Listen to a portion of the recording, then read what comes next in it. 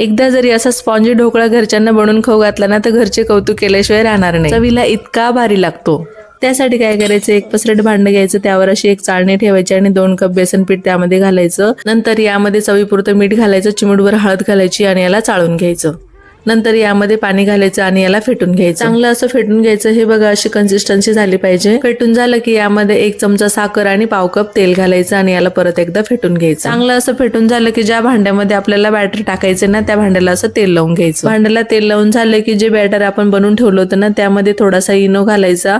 नंतर त्यामध्ये आपल्याला थोडं ऍक्टिव्ह होण्यासाठी पाणी घालायचं आणि त्याला चांगलं फेटून घ्यायचं. फेटून झालं की हे बघा असं बॅटर फुललेलं आहे. आता लगेच आपल्याला हे बॅटर तेल ग्रीस केलेल्या भांड्यामध्ये घालायचे. ही प्रोसिजर आहे ना आपल्याला एकदम झटपट करायची आहे. आता याला ना 2 ते 3 वेळा टॅप करायचं आणि मी त्या अगोदरच पाणी उकळायला ठेवलेलं होतं. आता यामध्ये प्लेट ठेवून आपल्याला यावर झाकण ठेवायचं आणि 15 ते 20 मिनिटांसाठी याला मध्यम आचेवरती वाफवू द्यायचंय.